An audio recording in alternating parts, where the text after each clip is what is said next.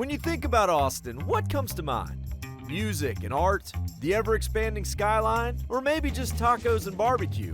All valid points. But today we're tripping beyond the cultural icons and outdoor playgrounds to visit the very epicenter of Texas, politically speaking. Because just in case you forgot, Austin is more than just cool, it's our capital. The Texas Capitol.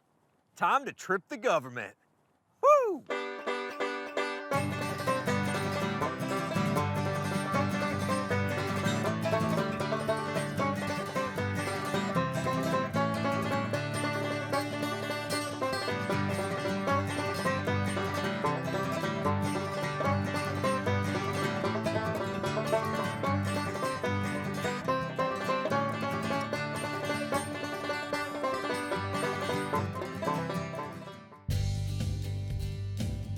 Smack dab in the center of Texas's capital city, you'll find the Texas Capitol Complex.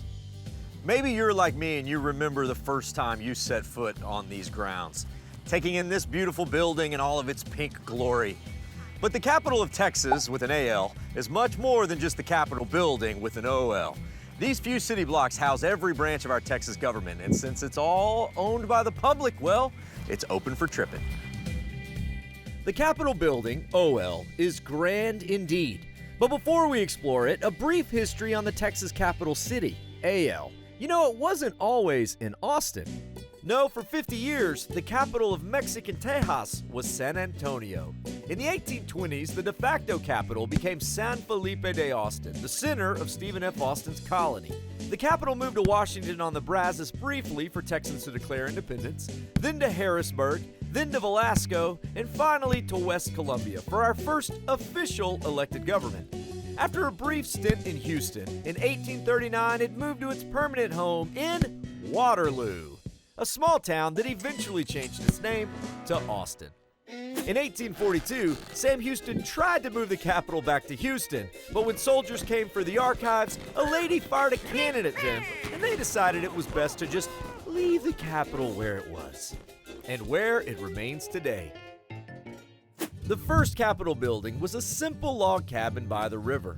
It was upgraded in 1853 to a boxy limestone structure that was lost to a fire in 1881.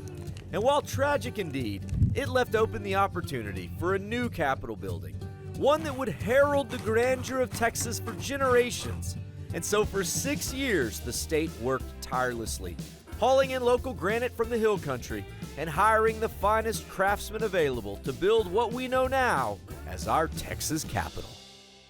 Big, pink, beautiful, measuring 302 feet tall from the ground level to the star above the Goddess of Liberty. It's actually 15 feet higher than the U.S. Capitol. It sits on 22 acres full of green spaces and amazing monuments to be enjoyed by all Texans. But let's not delay. It's time to head inside. Oh, man. There's a feeling you get walking into the Capitol. I mean, there is a famous painting of the surrender of Santa Anna. You walk past Sam Houston, Stephen F. Austin, and then into the Capitol Rotunda. With the Six Flags of Texas below your feet and the Lone Star high above your head, this is the Texas wow moment. And standing here is one of my favorite things to do in the Capitol. Hello. And it echoes into your ear. It's Texas, our Texas, all hail the mighty state. Here, look, you have to do it. The echo off the dome is unreal. But let's go up.